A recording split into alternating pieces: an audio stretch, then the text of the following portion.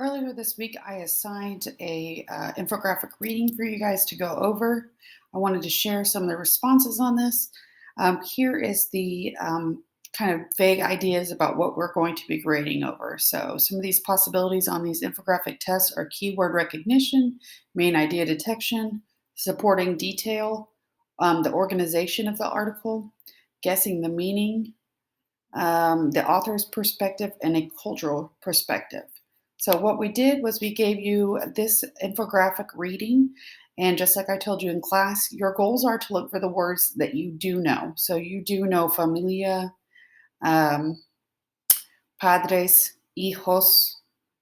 Of course, there's some numbers in here too. Tienen, that's part of your vocab, mexicana. So you look for the words that you do know, some words that you can guess probably what it means, because of the picture or because it's a cognate.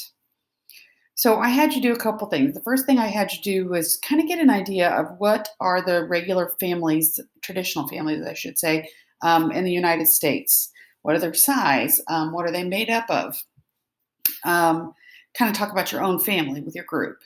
And then we split up into groups to talk about these things. Below, I gave you just kind of compare and contrast. Do you feel like the families in the United States and the families that are focused on here, the Mexican families that they discuss, are they similar? Are they different?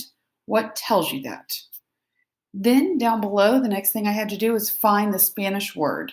So hogar is one of the words for home that's in here multiple times. You can tell the family's homes have about 4 people in them, 4 members.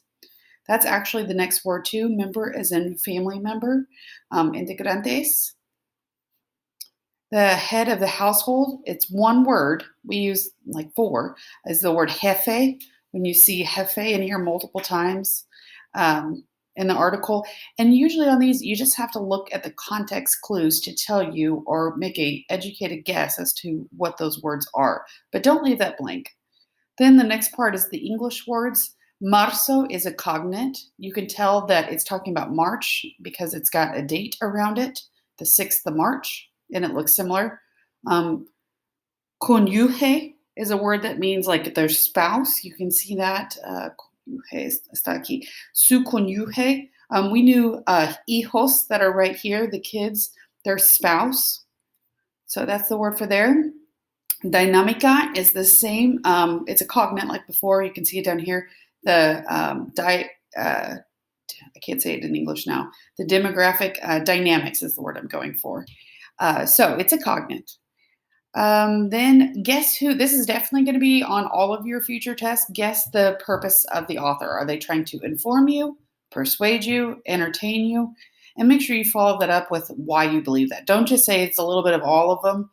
Pick one and stick with it and give your ideas as to why.